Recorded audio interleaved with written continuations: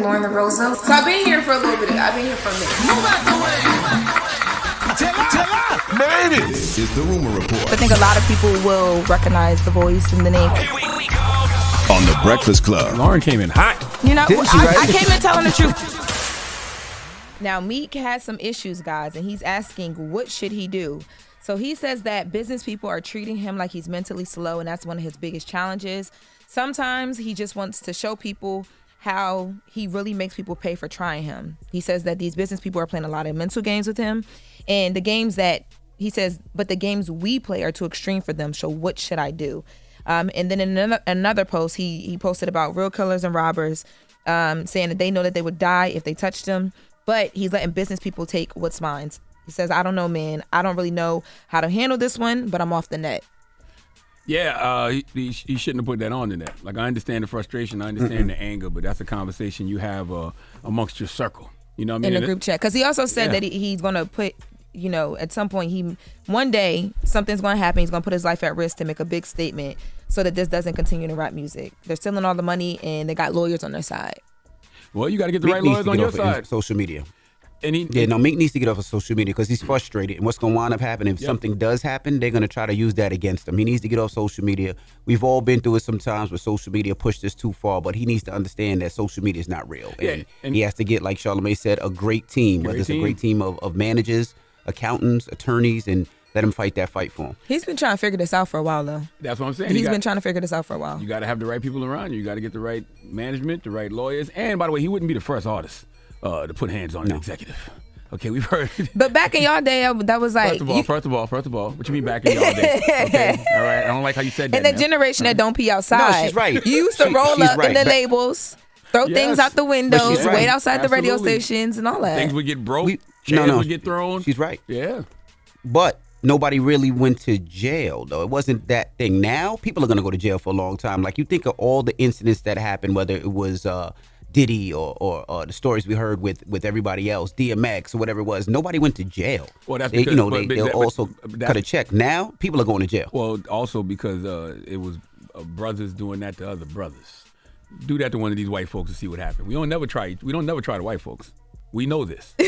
Like, you don't ever hear the story. You ain't never heard the story about the black man doing that to a white person. You always hear that about a black person doing that to another black executive, or going into the office of the black executive and tearing things up. You don't do that to the white executives. I think Meek is talking about the white executives. So when I read it, I thought that too. And when I was talking this morning about like what we were going to talk about, I was like, yeah, he mad at the white people. Yeah. And then I went back and read it, and I'm like, he didn't even say white people. Am I just traumatized? Like, literally, I was like, maybe I need to, like, might be right. I need a hug or something. Right. Like, but yeah, so Meek is putting that out there, but he said he's off the net, so. Moral of the story is that's the best place for him to be, off the net. You know what I mean? Because like you don't want to project that anger and that frustration you're feeling online, especially when you are feeling like you want to do something to somebody violent. And sometimes it's rightfully so, but I think he should definitely take it off the ground. Mm-hmm. Yeah. That's all we got? Oh, sorry. We have another one. The white people threw me off, y'all. I'm really sitting here like, do I need to go talk to somebody? Yes. Your therapist is always available, I'm sure.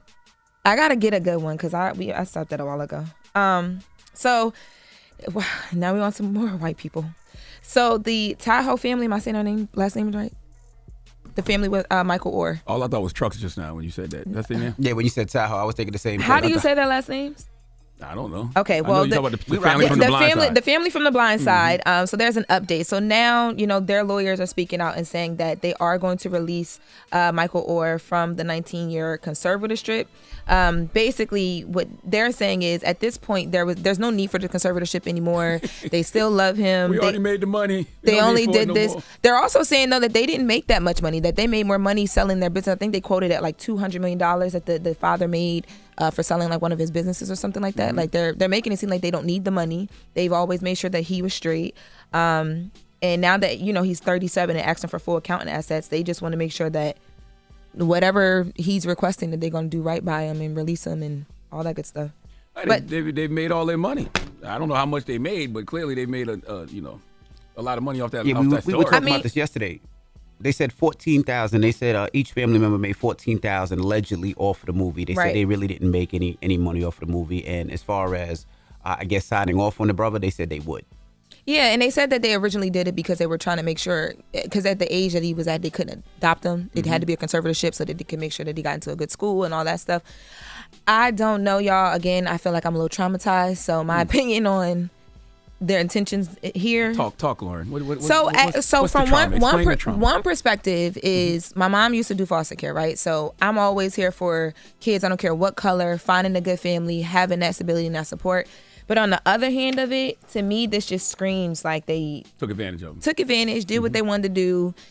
And now that he is to the point where he's like asking questions, they're like, we tried to do the best and oh my God, we're hands off. Yeah. At the same time, though, there are reports that in his book a few years ago, he talked about the conservatorship. And he was saying recently in the legal docs that he just found out about it in like February.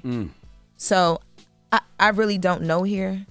I would like to just hope that people of all color can raise and adopt kids of all colors, but all adoptions matter. All adoptions do matter, but there's always we instantly are thinking, and I don't know, maybe we're right that he was taken advantage of because he clearly there's a color was taken factor. advantage of because he said he was taken advantage of, and I believe him. Why do you believe him though?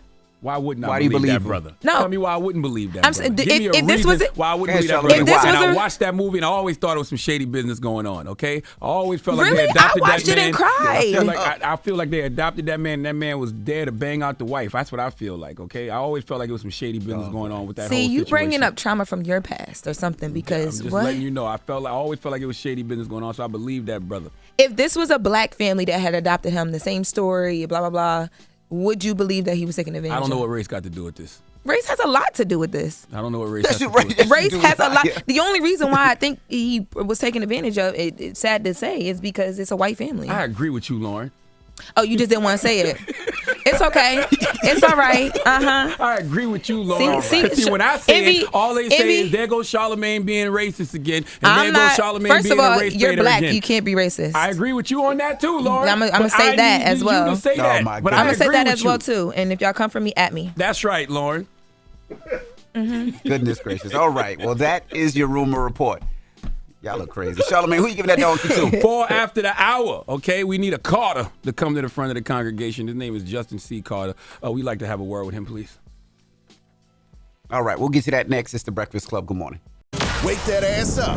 In the morning. The Breakfast Club.